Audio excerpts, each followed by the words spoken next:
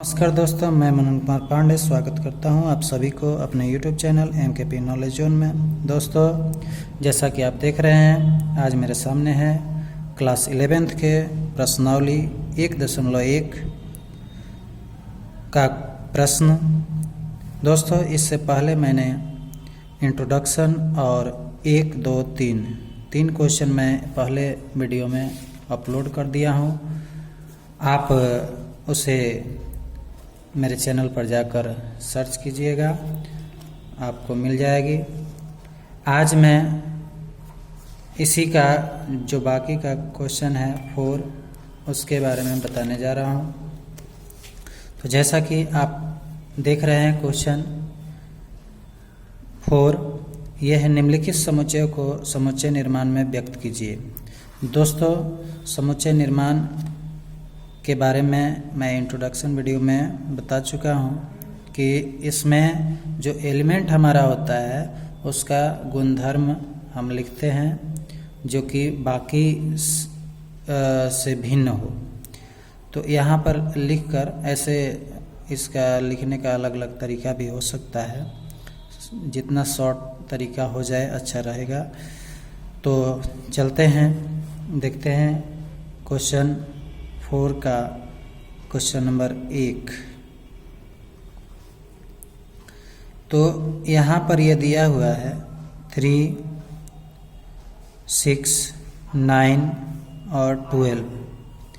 यहाँ पर ये हमारा एलिमेंट है, इसको हमें समुच्चय निर्माण में व्यक्त करना है। तो सबसे पहले में हम लोग का काम क्या होगा, तो x सच डेट x लिखेंगे। उसके बाद हम यहाँ देखते हैं कि इसका क्या संबंध है।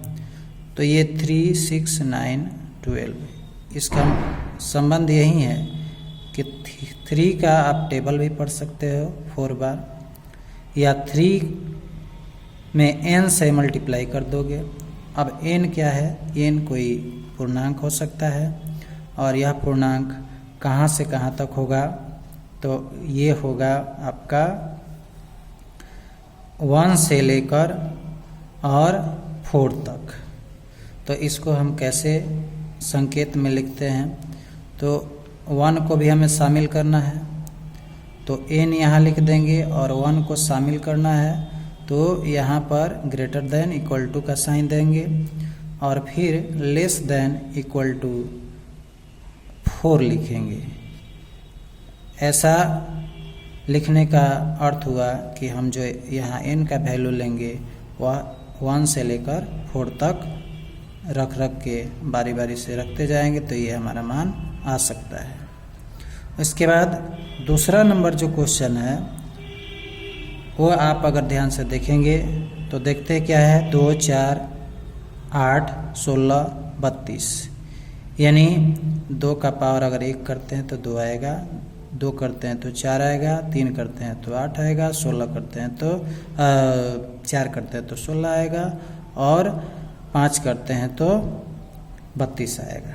तो इस तरह से इसको भी हम वैसे ही जो संबंध दिया है उसको लिख देंगे। तो सबसे पहले क्या लिखेंगे, x सच डेट x, और ये 2 का पावर n कर देंगे, क्योंकि 2 का पावर 1, 2, 3, 4, 5 अगर करते हैं तो ये सभी मान हमें प्राप्त हो जाएगा। तो यहाँ पर इसके लिए हम संबंध लिखेंगे क्या, कि ये भी 1 से लेकर 5 तक n को रखना है, ये सीमा है इसका 1 से लेकर 5 तक, यानी यहाँ पर हम जो 4 लिखे हैं यहाँ 5 लिख देंगे, तो ये हमारा आंसर पूरा हो गया।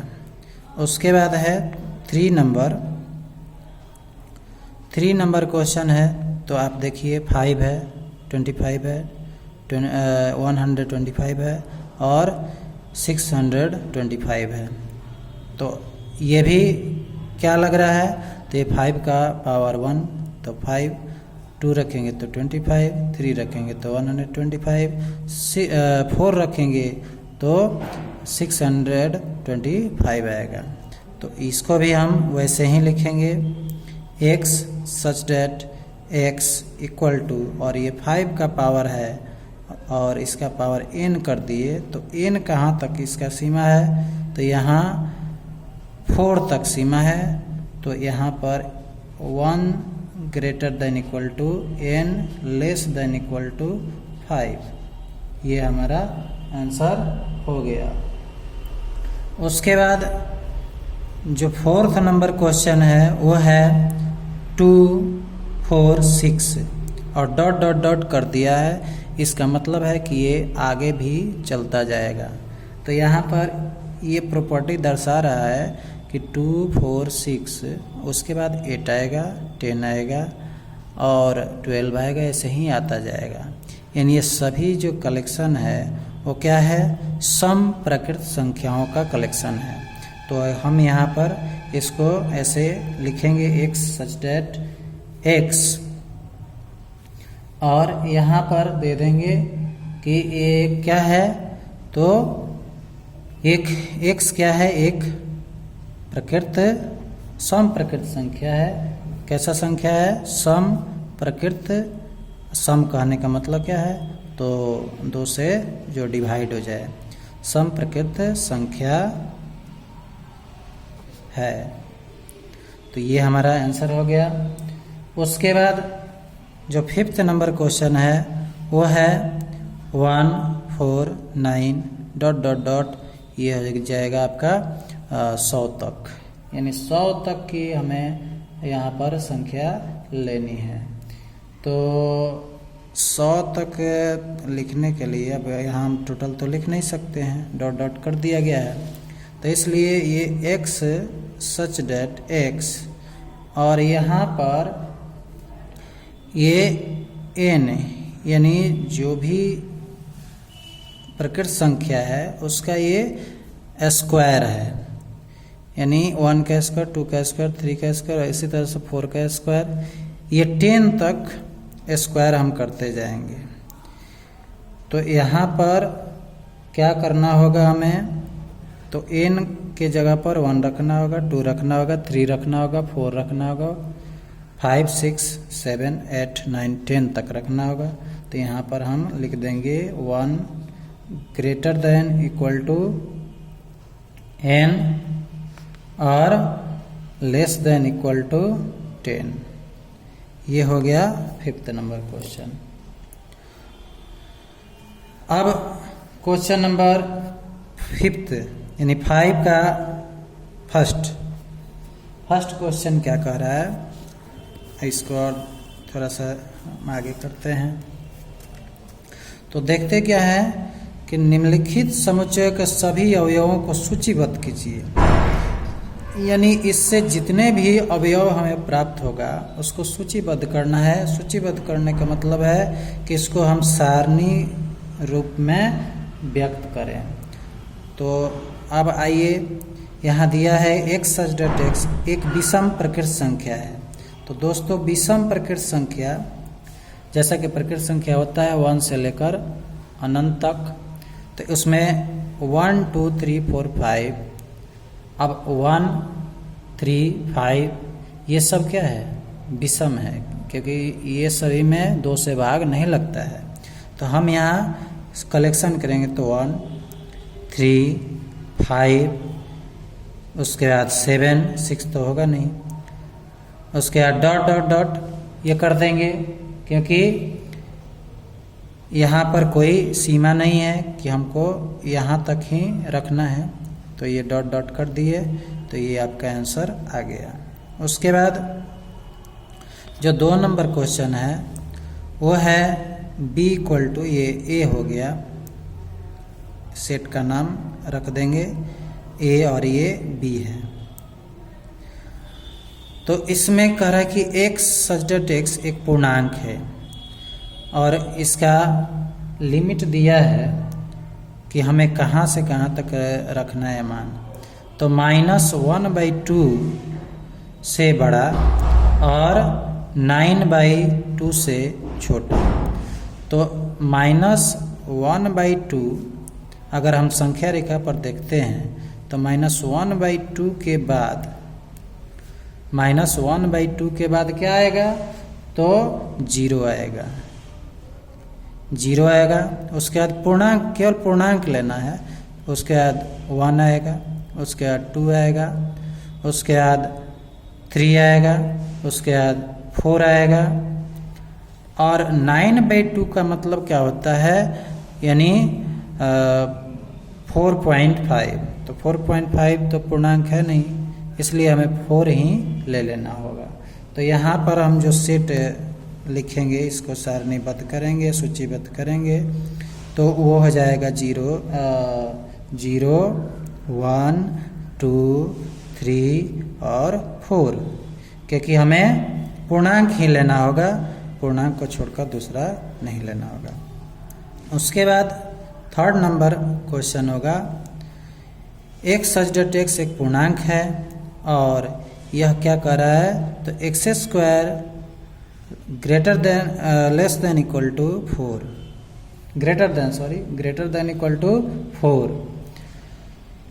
यानी हमें ऐसे नंबर को शामिल करना है जिसका स्क्वायर हम करें तो वह 4 के बराबर और 4 से छोटा आए। तो अगर हम यहाँ ये c रख देंगे, अगर हम यहाँ -2 का स्क्वायर करते हैं तो 4 आएगा।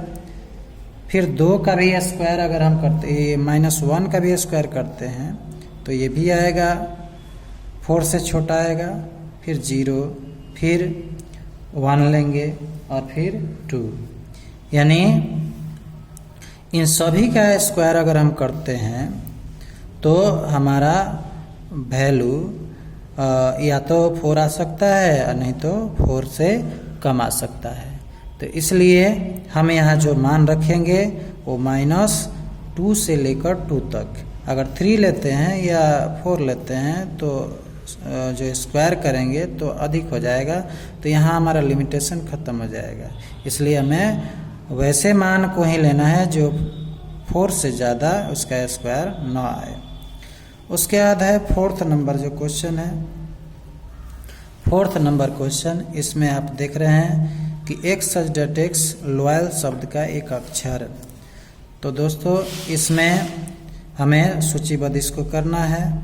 यहाँ आपको C होना चाहिए, यहाँ C है, इसके बाद D। तो लॉयल का हम सूचीबद्ध कैसे करेंगे, तो जैसा कि पहले हम बता चुके हैं कि अगर कोई शब्द में लेटर बार बार रिपीट करे तो केवल एक ही बार उसको हम यहाँ पर लिखते हैं। तो L हो गया, उसके बाद O हो गया, उसके बाद Y हो गया, उसके बाद A हो गया, और फिर L जो है इसमें आ रहा है तो L एक बार लिख चुके हैं तो नहीं लिखेंगे, इतना ही तक रहने देंगे। उसके बाद है, ये हो गया 4th नंबर। और 5th क्वेश्चन है, ये है x वर्ष का एक ऐसा महीना जिसमें 31 दिन नहीं होते हैं। तो दोस्तों 31 दिन नहीं होने का क्या तरीका है उसको हम लोग देखेंगे। तो 31 दिन, अब जो 31 दिन होता है उसको हम छांट लेंगे। तो 31 दिन नहीं होता है तो यहाँ पर जनवरी ऐसे निकालेंगे, जनवरी में 31, फरवरी नहीं होता है तो फरवरी हम लिख लेंगे, तो फरवरी हो जाएगा, फरवरी। उसके बाद मार्च, जनवरी, फरवरी, मार्च भी 31 का होगा। अप्रैल के बाद मई, उसके बाद जून, जुलाई, उसके बाद अगस्त, सितंबर, अक्टूबर, नवंबर, दिसंबर। तो जैसा कि हम लोग देखें कि यहाँ पर जो ये हड्डी पर दिखाई दे रहा है तो ये वाला 31 हो रहा है, तो 31 वाले को छोड़ देना है। तो हम क्या देखें कि जनवरी, फरवरी को यहाँ लिख दिए। उसके बाद मार्च को छोड़ देंगे, अप्रैल को लिखेंगे। उसके बाद फिर अप्रैल के बाद मई आता है तो मई को छोड़ देंगे, तब जून लिख देंगे। उसके बाद फिर जून के बाद जुलाई आता है, जुलाई को छोड़ देंगे, सितंबर को लिख देंगे, सितंबर। उसके बाद अक्टूबर को छोड़ देंगे और नवंबर को लिख देंगे। तो ये आपका जो है ऐसे महीना है कि 31 दिन का नहीं होता है, ये 31 दिन का महीना नहीं है, और उसी का हमें सेट यहाँ बताना है। उसके बाद आप लोगों को ये क्वेश्चन है 6 number. X such the text अंग्रेजी वर्णमाला का एक व्यंजन है जो के से पहले आता है। तो अंग्रेजी वर्णमाला का व्यंजन, सबसे पहले स्वर व्यंजन आपको ज्ञात होनी चाहिए।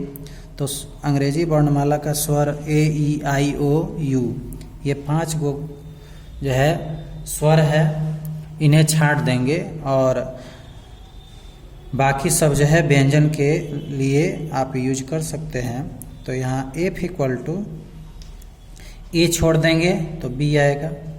हाँ, एक और बाउंडेशन है कि के से पहले आना चाहिए, तो बी हो गया, सी हो गया, डी हो गया, उसके बाद ई नहीं होगा, एफ हो गया, जी हो गया, एच हो गया और आई नहीं होगा, जे होगा। तो ये हम लोग का सेट हो गया। तो इस तरह से 4 और 5 नंबर का क्वेश्चन हो गया। अब देखते हैं 6 नंबर का क्वेश्चन। तो दोस्तों, अगर आप सभी क्वेश्चन 5 तक अच्छा से कर लिए होंगे तो इस क्वेश्चन में आपको कोई दिक्कत नहीं होगा, क्योंकि ये आंसर दिया है, आपको मिलान करना है। तो 1 2 3 और ये 6, तो 1 2 3 6 क्या है, तो अब इसके हम मान को इसमें ढूंढते हैं। तो ये रहा आपका सारणी रूप और ये रहा समुच्चय निर्माण रूप। अब इसमें समुच्चय निर्माण क्या कहेगा, तो 1 2 3 और 6, 1 2 3 और 6 क्या है, तो ये एक प्रकृत संख्या है और 6 की भाजक है। तो इस तरह से हमारा जो आंसर हो जाएगा वो हो जाएगा 6 नंबर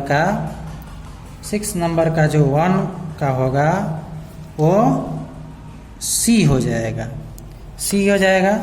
उसके